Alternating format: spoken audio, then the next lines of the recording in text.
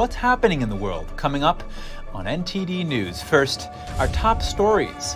A judge has set the trial date for Trump's classified documents case. It's before the presidential election, but will it be enough time to come to a verdict? A New York Democrat is becoming a Republican. He accuses the Democratic Party of being too extreme and turning its back on Israel. Passengers at a Las Vegas airport were stranded in a hot aircraft for several hours.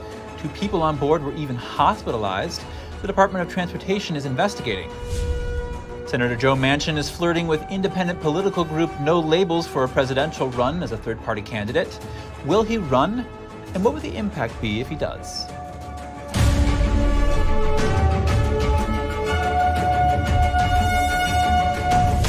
Welcome to NTD News Today. I'm Chris Beers. Our top news: the trial date for former President Trump's classified documents case has been set for May 20th. U.S. District Judge Aileen Cannon made the announcement today. The date falls nearly 6 months before the presidential election in November 2024. The trial is expected to last about 2 months and will be held in Fort Pierce, Florida. While prosecutors requested a trial in December, Trump's attorneys pushed for a post-election trial, citing his busy campaign schedule and other ongoing legal matters. Trump is the front-runner for the Republican nomination. He was indicted in June on charges he unlawfully kept national security documents when he left office and lied to officials who sought to recover them. He pleaded not guilty. Democratic candidate Robert F. Kennedy Jr. testified about government censorship before a House committee yesterday, as Democrats on the committee attempted to stop him from speaking. To learn more about the exchange, I spoke with Jeffrey Tucker, senior columnist for the Epoch Times and author of Liberty on Lockdown. He's also the founder and president of the Brownstone Institute. Jeffrey Tucker, good to see you again. It's a pleasure to be here. Thank you so much. Jeffrey, some Democrats signed a letter calling for RFK Jr.'s testimony to be canceled. Yeah. Tell us about that. Well, it was actually just an epic moment in history to see him there, and I knew this was coming, I guess, 2 weeks ago, and I've been a little bit mum about it because I had a feeling it was going to be like this. But sure enough, so Democrats signed a letter denouncing him as an anti-Semite, which is the most absurd charge. And sure enough, right out of the bat, immediately the Democrats passed tried to rally around a move to go to executive session, which is to say they wanted to go to a secret session not available to the public so the public couldn't see it. So in other words, they're trying to censor the hearing on censorship. I have to say, if any people haven't watched, they should go to Epoch and watch the whole thing. But people need to see it because it's odd. I had forgotten that it was possible to make good points and good sense and rational arguments and cite science within the halls of Congress. We think we've gotten used to what a clown show it is. He showed them up. How did he do that? What did he say? Well, he explained that the First Amendment is really the foundation of all the rest of our liberties. He described it as the fertilizer, the water, and the sun to democracy. But he said without that sort of openness, that all of our rights become in danger. And he said it leads to dystopia and totalitarianism. Here's the thing that I started realizing as I was listening to this hearing. The censorship has been so extreme and so tight.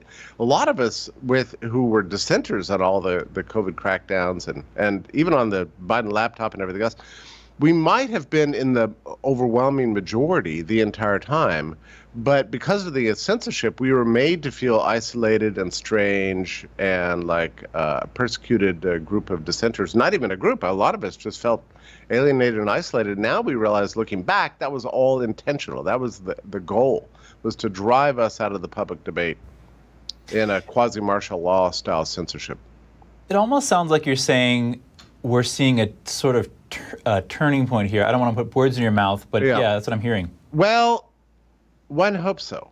One hopes so. But the thing is that there's a huge tug of war in this country right now between one side that is openly advocating for a kind of a despotic rule by the administrative state, a quasi-martial law, including censorship, and the other side wants freedom, and that seems to be the war. And so I'm concerned about the term turning point only because I feel like it's kind of been this back and forth. I mean, do I think we're eventually going to win? I feel better about predicting that after yesterday, yes. And what do you think needs to be done to secure free speech in America? Well, we have to exactly like the injunction from Missouri Biden said, we have to forbid federal government from muscling private companies and their policies. I mean, that's just a first step, and that's absolutely essential. So the social media was designed to give voice to the American people. It was to say to every people, sign up for the service, and then you can speak. And that was a beautiful vision, and it worked as long as it went on. But it's almost as if some people thought there was too much speech, too much truth getting out, and the major media in this country really wanted to monopolize that truth. They didn't want to face the sort of opposition that was growing in the social media world. So they, worked very closely with government to try to figure out what kind of speech they're going to allow and what they didn't allow. So YouTube took down millions of videos, Twitter throttled posts, Facebook became extreme. LinkedIn was particularly brutal. They were all in line with this censorship program. So that has to stop. I mean, if a company wants to abuse its users, it's welcome to do so, but I don't predict a lot of success. So the goal is to stop the war on speech by the federal government, and in other words, enforce the First Amendment. That's very simple. So that injunction really has to stay, and it's going to trial. Oral arguments are coming up really quickly in the appeals court. I'm pretty confident we're going to win this. If we don't win it, it's going to be bad news, but I think we will. Well, Jeffrey Tucker, thank you. Okay, such a pleasure to be here. Thank you. A prominent New York Democrat is becoming a Republican. He says the Democratic Party has become extreme and doesn't represent his family's values anymore. Take a look. I have decided to register as a Republican. Former Democratic New York State Assemblyman and Jewish leader Dov Hikind is leaving the Democratic Party.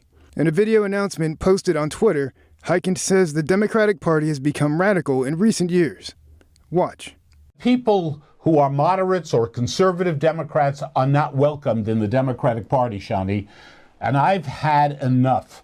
Hikind and his wife say another reason for them to leave the party is that it doesn't represent their values anymore, and that it's not the same party their parents supported back in the day. On his Twitter profile, Hikind describes himself as a proud Jewish American and staunch supporter of Israel. His announcement comes after Israeli President Isaac Herzog visited the U.S. In a speech, Herzog addressed a statement made by a Democratic congresswoman who called Israel a racist state. Criticism of Israel must not cross the line into negation of the state of Israel's right to exist. Hikind said in his video announcement, the Democratic Party and the Biden administration are turning their backs on Israel. Hikind isn't the first Democratic to switch parties this year. Earlier this month, Georgia State Representative Mesha Mainor switched to the GOP. She told Fox News about her decision, saying, "They crucified me. When I decided to stand up in support of safe communities and refused to support efforts to defund the police, they didn't back me. They abandoned me." In June, North Carolina's Tricia Cotham switched from being a Democrat to Republican. Her decision made nationwide headlines because it gave House Republicans a super majority in the state. And in March, Louisiana State Representative Jeremy Lacombe also decided to become a Republican. He didn't explain the motives behind the change. Joe Manchin, the Democratic senator often at odds with his party, is getting close to independent political group No Labels. Is he going to run for president, and what impact will it have on the two major parties if he does? To dig deeper, I spoke with Roger Simon, editor-at-large at the Epoch Times and director of the Presidential Roller Coaster 2024. Roger Simon, thank you for joining us. My pleasure to be here. Roger, if Joe Manchin runs as a third-party candidate, he stands to take votes away from the two major parties. Who stands to lose more, Democrats or Republicans? I think you can safely say the Democrats, because I don't know that the Republicans don't even know who Manchin is. To be clear, a few of them do, of course, but not that many. I think it's a Democratic problem. And can you say a little more about that? Well, this is the second coming of the fifth coming of the no labels idea.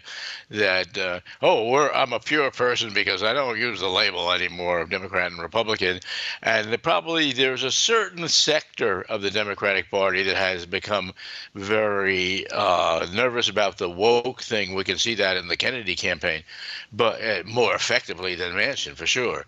But that's the vulnerable part. I will predict that it does not happen. By the way, my prediction, if it's worth anything, is that Manchin is using this for leverage in other matters. I see. Got it. So if he did actually run, though, what's the appeal of a third-party candidate like him in the first place to voters? I think it's not much anymore. And especially, of course, it would always depend on who is the third-party candidate. It's not quite that simple. On the other hand, I think the electorate realizes that a third-party candidate is a wasted vote. Now, if it became Biden v. Trump with Manchin running, he might do some damage. But first of all, we don't know that's going to happen. Secondly, I don't think I think in the end, it doesn't hurt that much. And what's the reaction been to a potential Joe Manchin run by Democrats and Republicans? Well, right now, Republicans will, of course, sit back and enjoy it as a show. They need a few good sideshows. And the Democrats run around, because the Democrats are much more party line oriented than the Republicans. So they run around trying to make sure that Manchin doesn't do anything. And Roger, you're following these candidates very closely for your show, The Presidential Roller Coaster 2024. Tell us about the overall state of the primaries right now. Well, I think it's fascinating and it's very fluid. The latest thing we heard was that in a new poll, Vivek Ramaswamy has drawn up even with Ron DeSantis. Now, this is extraordinary if it's real. All these polls are kind of funky, we could use the word. In my past, I've actually commissioned polls, so I know it's a kind of shifty business, but it's a very interesting trend, and the whole thing is very, very fluid. And of course, it's very early. I mean, we have elections where people, from the time the old election ends, the new election begins. It's never ending. So we seem to think that this has been going on for a long time, but actually it's still got a long time to last. So there can be a lot of changes, and that's one of them. The rise of Ramaswamy versus DeSantis is quite amazing at this point. Well, Roger Simon, director of the Presidential Roller Coaster 2024, thank you. Fun to be here. Coming up, top AI companies like OpenAI, Microsoft, and Google are set to meet with President Biden and commit to new safety procedures. And are we seeing an exodus of businesses in San Francisco? The CEO says the city will never go back to the way it was before. More in just a moment, here on NTD News Today.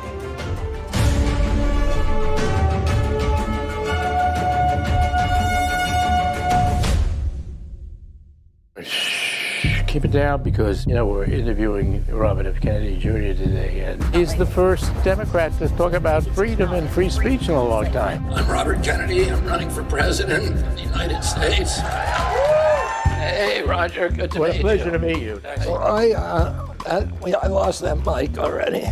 The mic fell down into my... We meet again by the Mississippi. If you want to know specifically what I would do with the CIA, Yeah, I'd love to know. the dangerous part of the CIA is the plans division, controlling the media, doing all this mischief and monkey business around the world. You know all the stuff with the CIA and his computer, but hold on a second.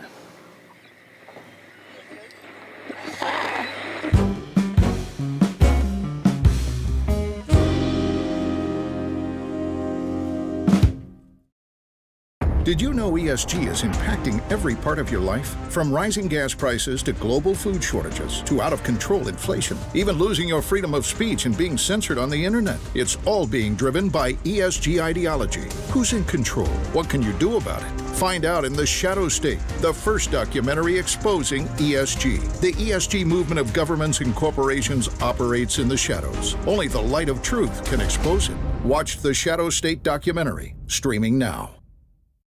Anyone who's ever sold a home can tell you it is really hard. That's why who you work with matters.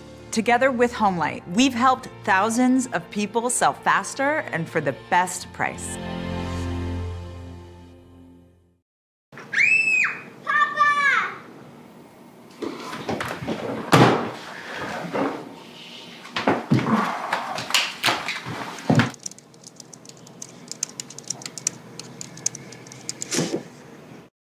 Hi, I'm Susan Lucci. You may know me from my many years on television. I never thought about heart disease until I had my own heart event. I felt this slight pressure on my chest, just slight. I thought, oh, it's nothing, it'll go away. I didn't get it. I did not get it. But a few days later, while shopping at a boutique, that pressure returned, much stronger. It felt like an elephant pressing on my chest. I had a 90% blockage in my main artery and a 75% blockage in the adjacent artery. I was rushed into surgery where I received 2 stents in my arteries.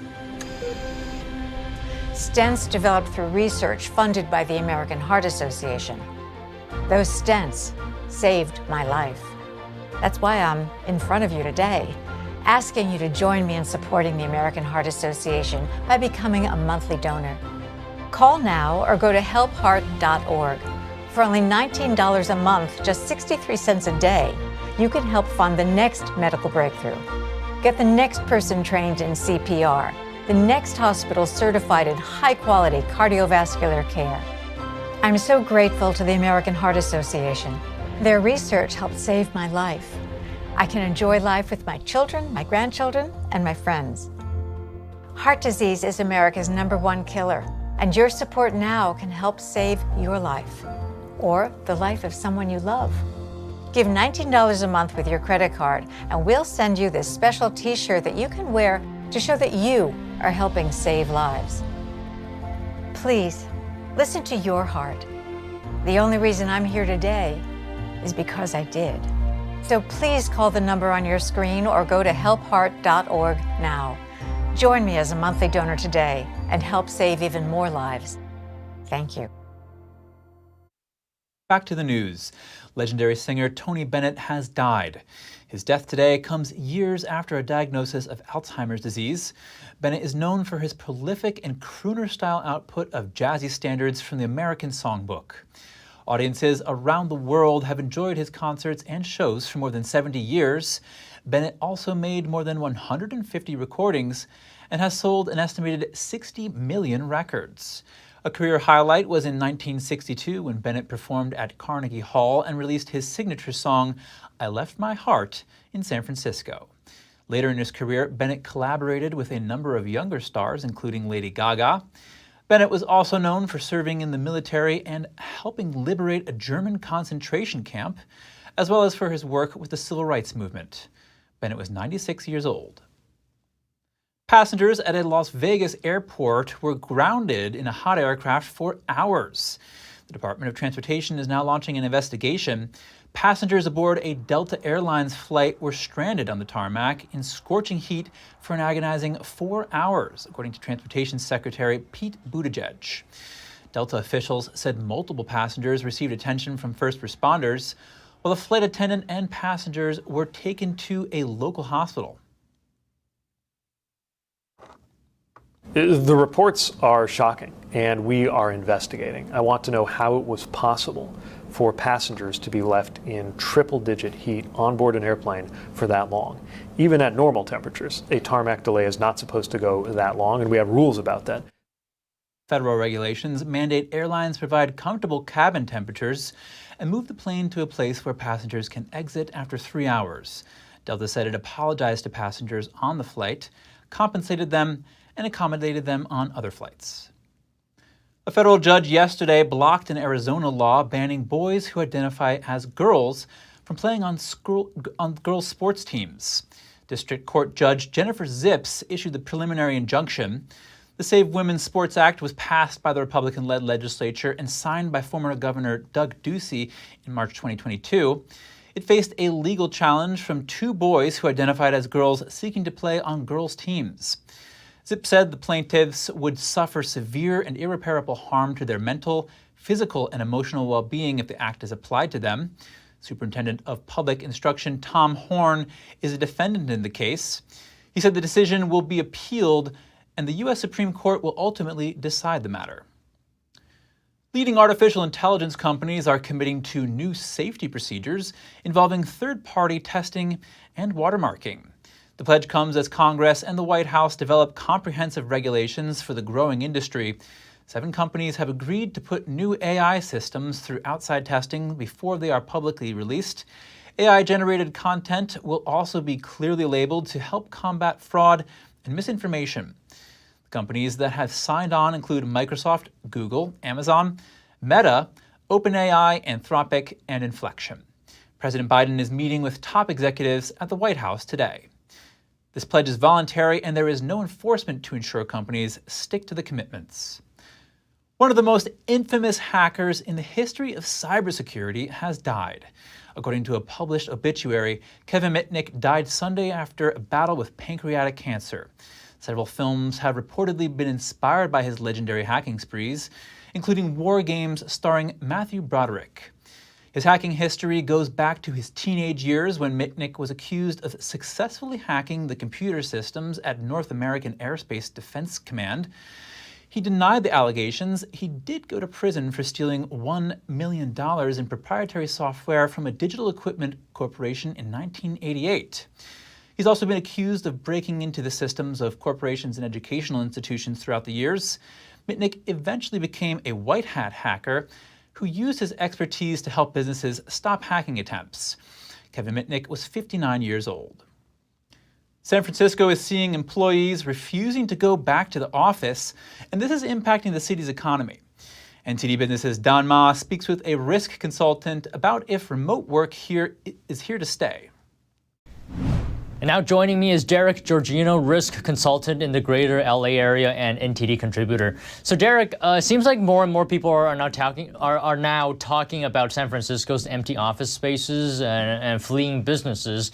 You know, office workers going remote, it actually reduced the city's tax revenue by almost $500 million. That's according to a study. Maybe start us off with some context. What is happening here? Yeah, well, last week, Salesforce's CEO, Mark Benioff, vocalized his concern about the state of metropolitan San Francisco. This man has a very close thumb on the pulse of what is happening in that city. And what he said, and I quote, is that the city is never going back to the way it was. To your point, an increasing remote workforce is a huge driver of it. Obviously, the pandemic transformed our nation's workforce into a more remote one. And it's resulted in dwindling business hour crowds in a lot of metropolitan areas throughout the United States, but particularly in San Francisco.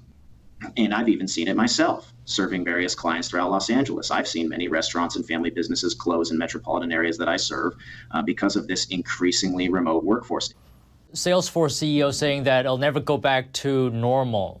What does that mean, normal, to you?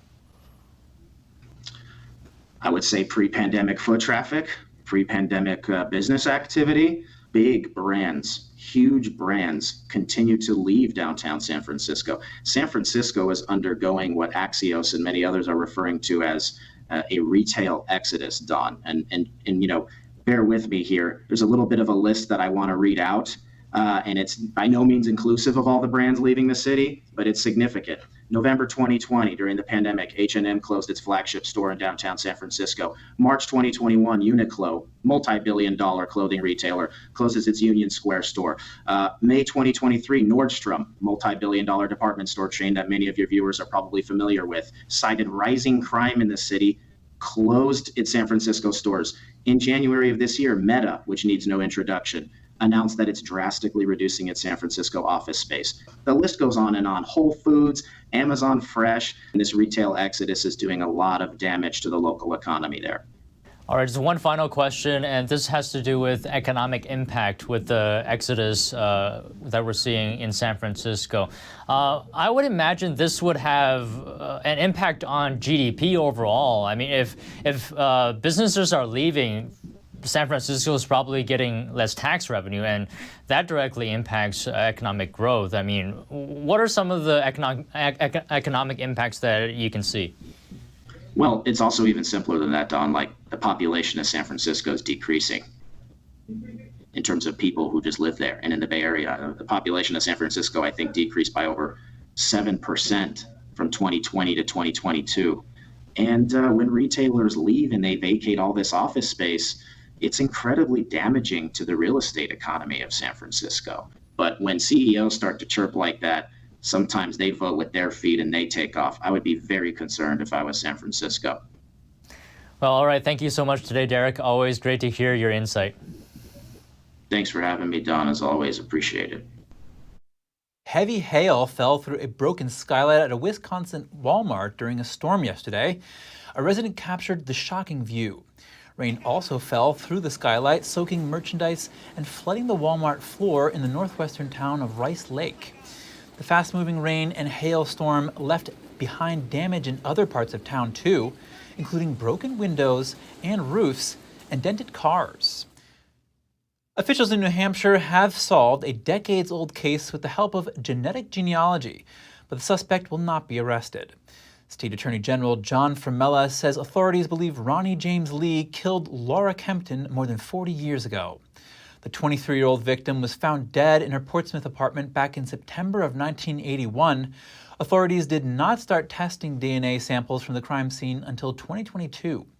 They say using technology and additional evidence, they were able to identify Lee as a suspect, but Lee died from an overdose in 2005. However, the cold case will still be marked as closed and solved. When we return, the U.S. and Australia are launching their largest ever military exercises. Officials say the event carries a message to China. And will the war in Ukraine make Beijing think twice about an invasion of Taiwan? CIA Director William Burns gives his take. We'll have the details soon when we return.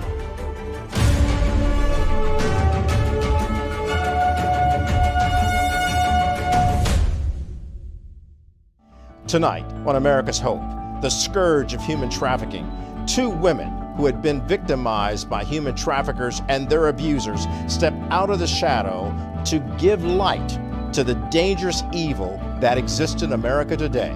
Their story next on America's Hope.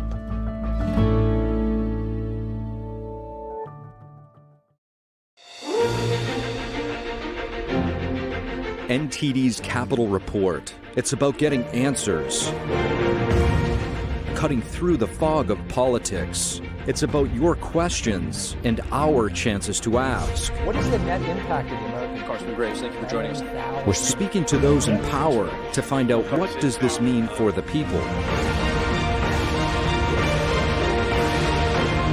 We're here so you're in the know.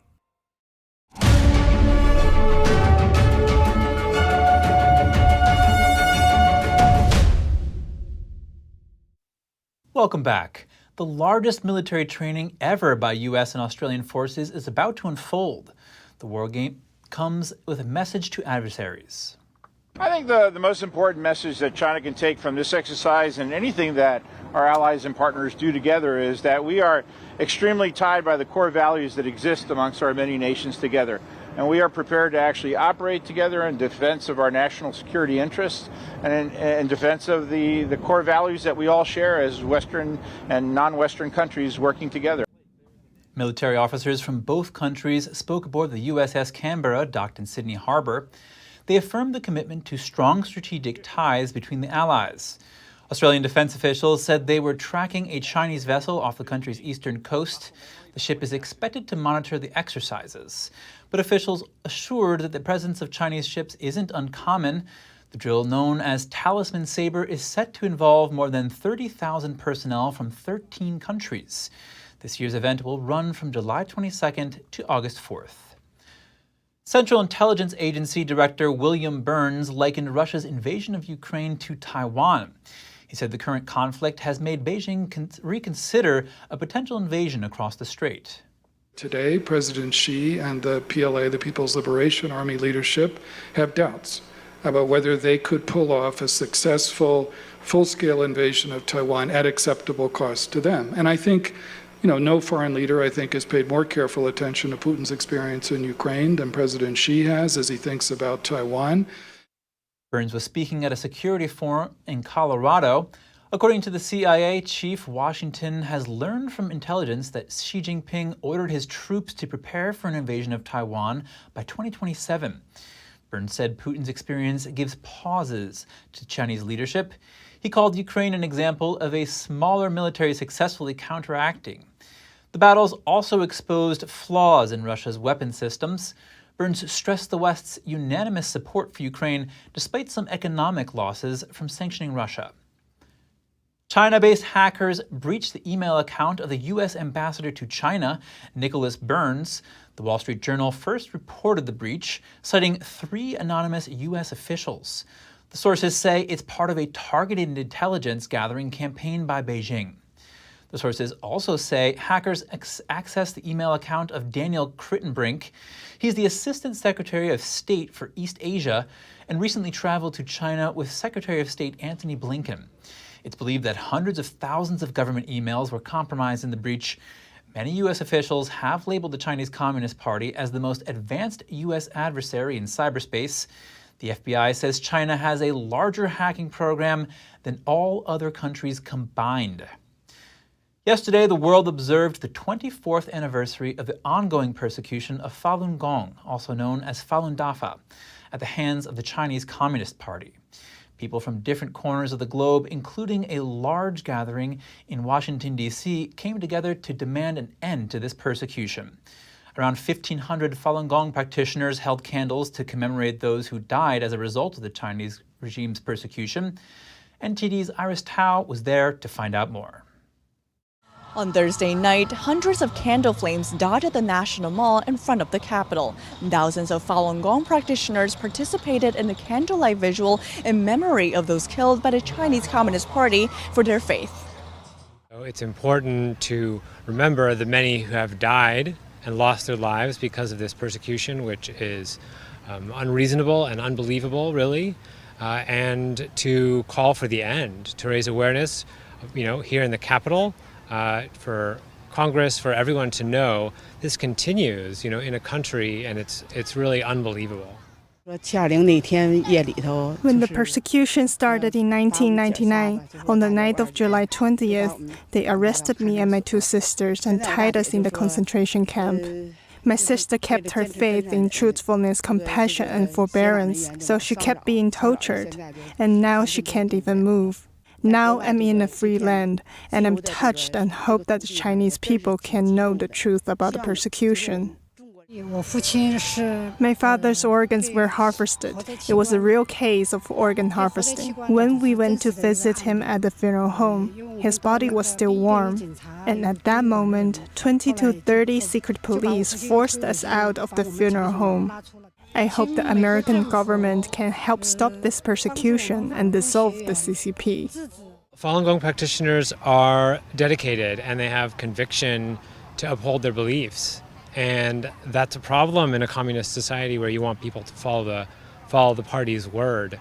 So, from what I understand, many people in mainstream Chinese society have started practicing Falun Gong.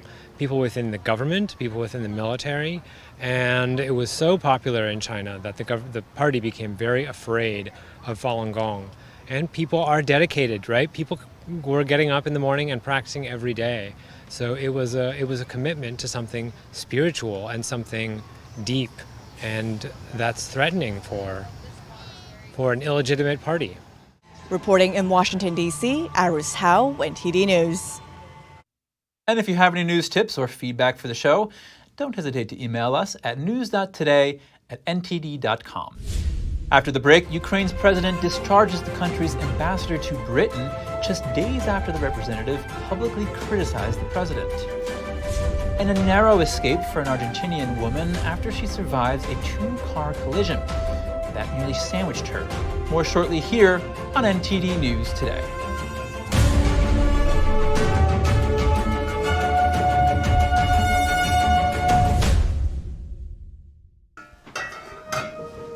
Hey, I told you enough of that. But look, this is different. It's Ganjin World.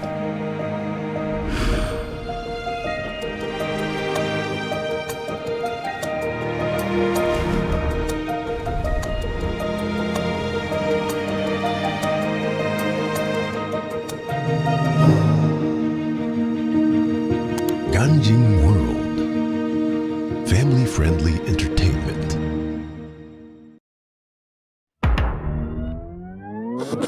Tired of scrolling Netflix? Trying to find something that's worth watching? Want to skip the censorship in mainstream media? Well, now you can with Epic TV. New exclusive content every day with over 100 never-before-seen movies, films, and documentaries. Available and streaming now at your fingertips. For a limited time now, you can get 60% off Epic TV by subscribing or upgrading to a yearly plan. Plus, get an additional $10 credit to rent featured movies on Epic Cinema today. Skip mainstream narratives and find quality family entertainment from the comfort of your very own home. Say no to big tech and subscribe to Epic TV.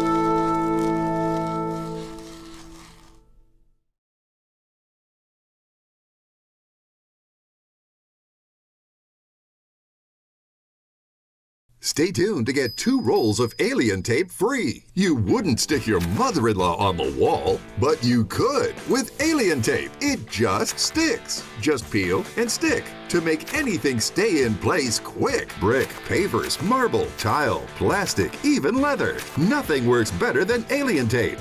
You wouldn't stick your fishbowl on a moving car, but you could with alien tape. The secret is nano-stick technology that grabs and locks on to secure one side of the surface to the other. Alien tape secures in seconds, then twist, pull, and rinse to reuse. Call or go online to get your first roll of alien tape for just $19.99, plus shipping and processing. But to make this deal really stick, we'll give you 2 more rolls absolutely free. You get 3 rolls of alien tape for one low price. Order now. To order, call 1-800-490-1364 or go to tryalientape.com. So call 1-800-490-1364 or order online at tryalientape.com.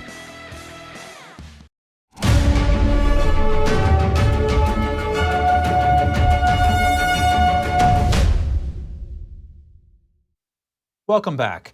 Here's some international news. Tensions rise as Ukraine's President Volodymyr Zelensky discharges the country's ambassador to Britain. This is days after the representative publicly criticized the president.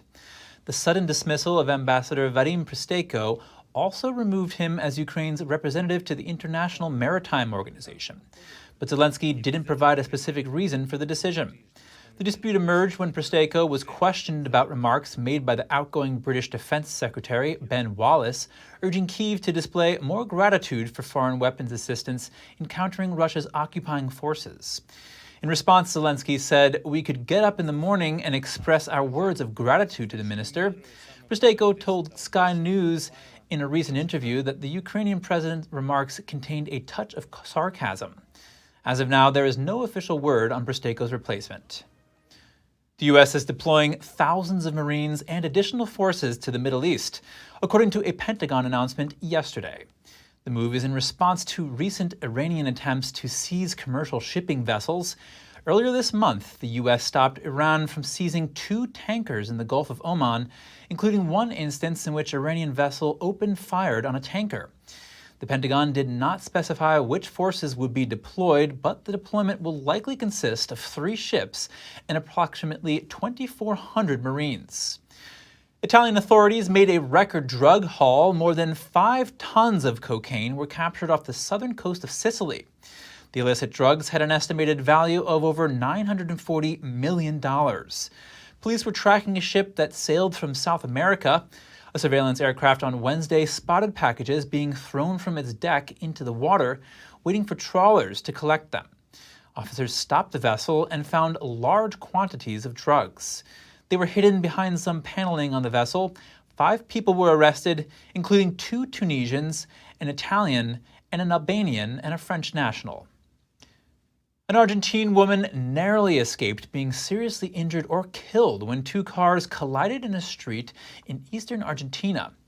Surveillance camera footage shows the 2 vehicles crossing an intersection, crashing into each other, and swerving past a woman crossing the street. She tries to cover herself with her hands during the accident, while the 2 cars bounced off each other in opposite directions, one crashing into a bus. Emergency services and bystanders helped the woman and drivers. According to local authorities, no one was seriously injured. After the break, an Italian town struggles to keep its traditional silk industry alive. Now a local museum celebrates the famous fiber. And a historian revives a glass brick-making technique from the 19th century. His team is restoring facades in St. Petersburg and Moscow. Stay tuned for more on that when we return.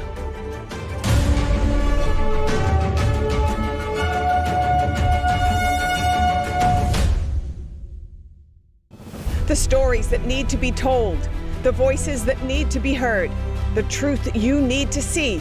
Get unbiased and in-depth news. Don't miss a beat. I'm Stephanie Cox. At NTD, we're here for you.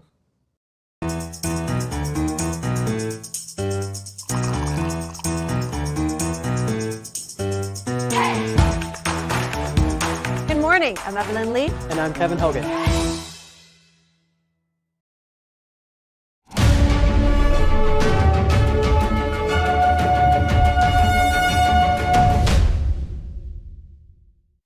Welcome back, everyone.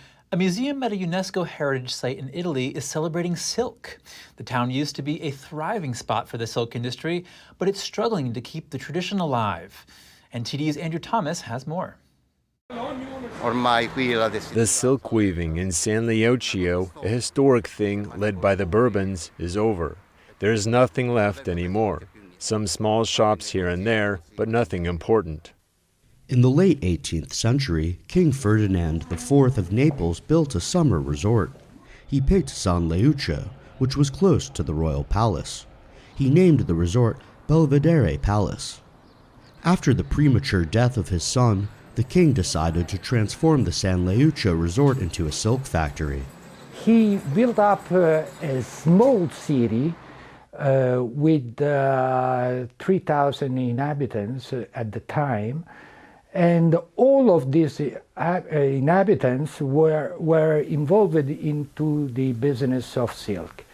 Workers received good wages, accommodations, and free education. Women also had the same privileges as men. Nowadays, the resort's many rooms are a silk museum. Visitors are shown around to learn about the historical importance of the industry. Andrea Sabelli runs one of the few remaining silk operations. His showroom is very close to the palace. We made some palace like the White House in Washington, like something in the Kremlin. Assunta Pellino comes from a family of weavers. She's also been a weaver her entire life.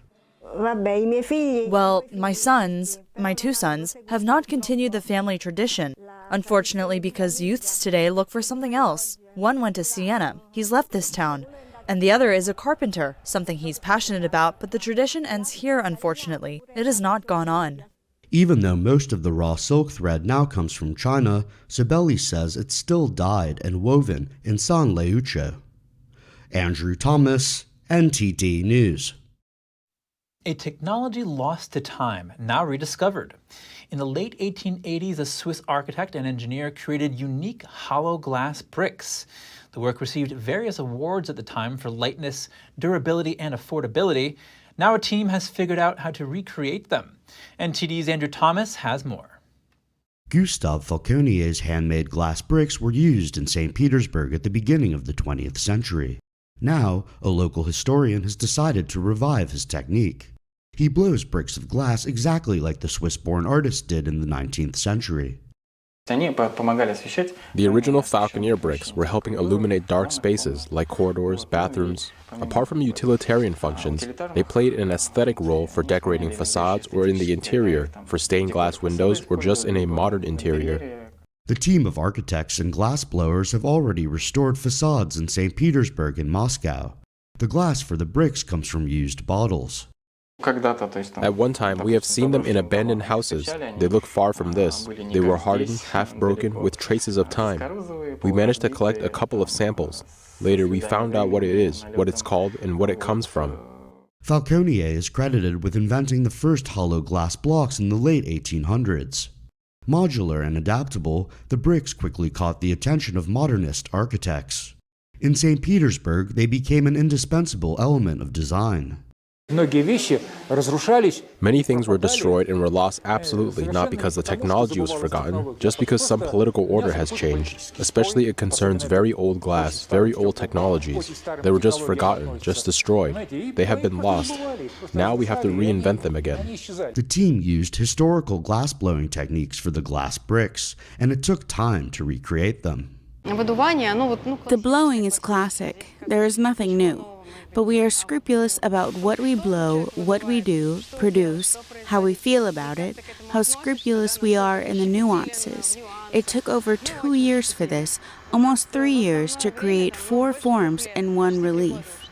The glass bricks have been revived in St. Petersburg, but the handmade production is rarely used elsewhere.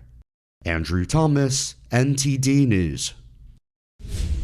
Some 500 golden retrievers gathered in the breed's homeland in Scotland. The meeting marked the 155th birthday of the breed. And director Christopher Nolan's latest movie, Oppenheimer, hits theaters. The new film tells the story of the father of the atomic bomb. Details to come on NTD News Today.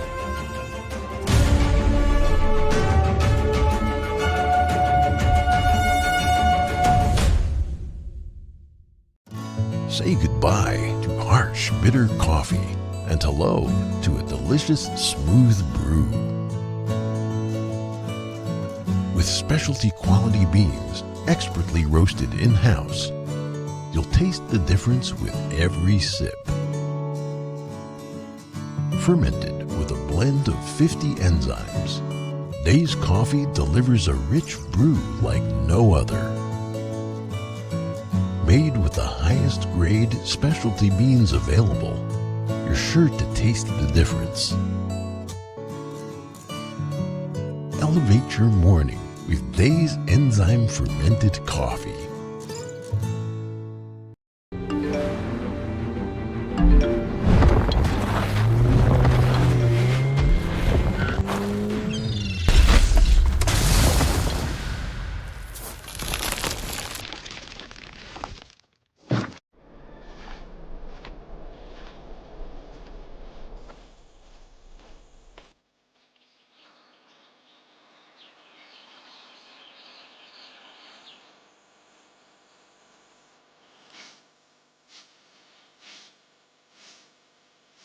One in 5 children worldwide are faced with the reality of living without food. No family dinners, no special treats, no full bellies.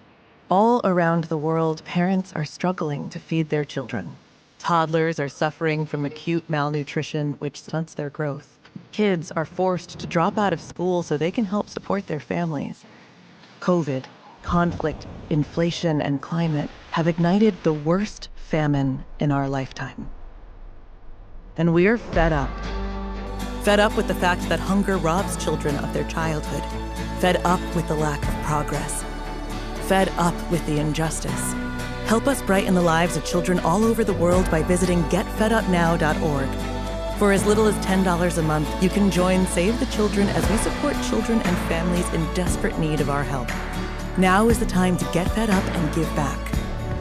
When you join the cause, your $10 monthly donation can help communities in need of life-saving treatments and nutrients. Prevent children from dropping out of school. Support our work with communities and governments to help children go from short-term surviving to long-term thriving. And now, thanks to special government grants, every dollar you give before December 31st can multiply up to 10 times the impact. That means more food, water, medicine, and help for kids around the world. You'll also receive a free tote bag to share your support for children in need. Childhood without food is unimaginable. Get fed up. Call us now or visit getfedupnow.org today.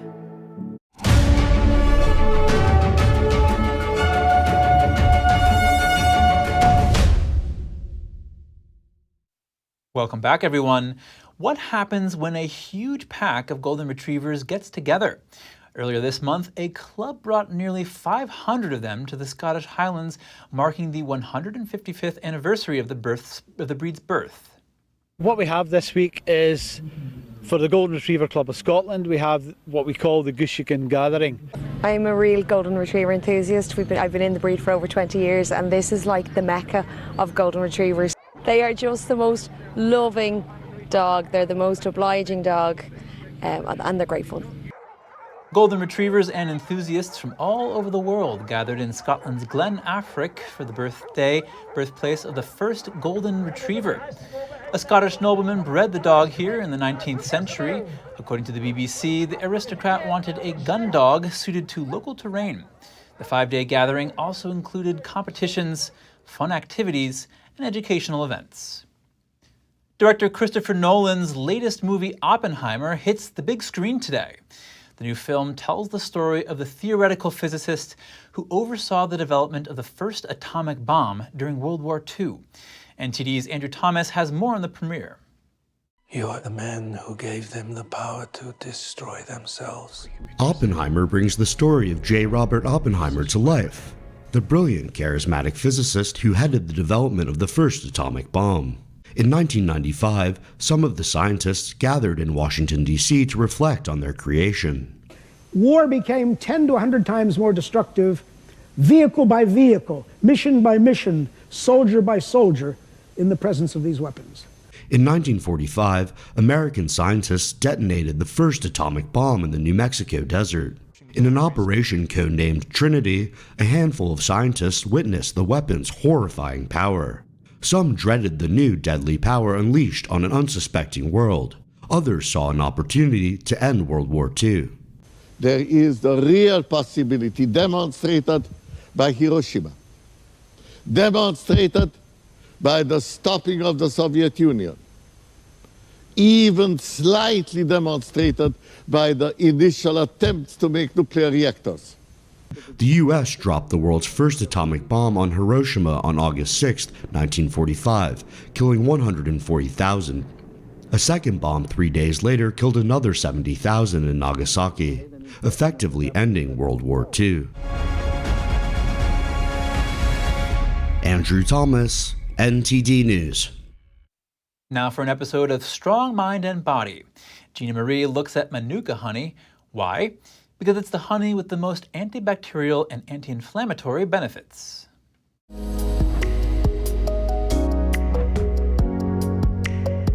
Honey not only adds sweetness to foods and drinks, it also offers a wide range of health benefits.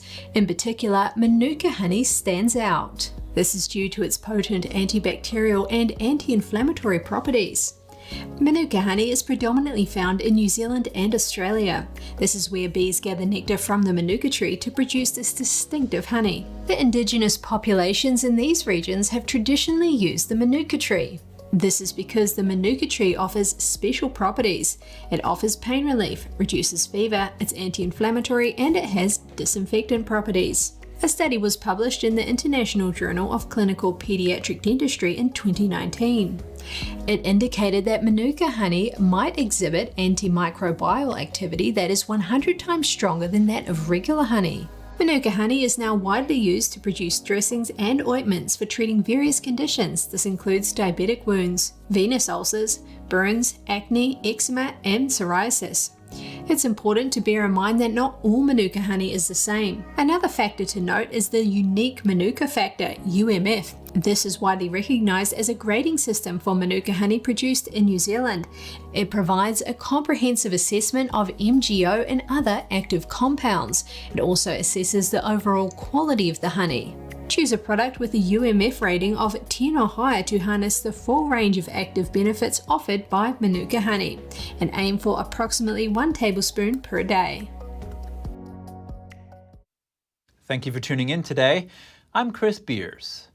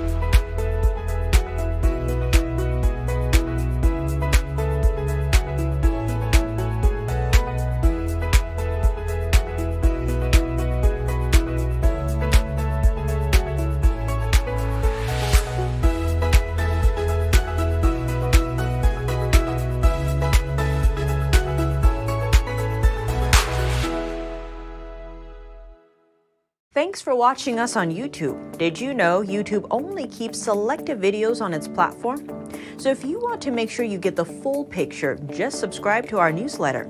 Go to newsletter.ntd.com and sign up. It's free.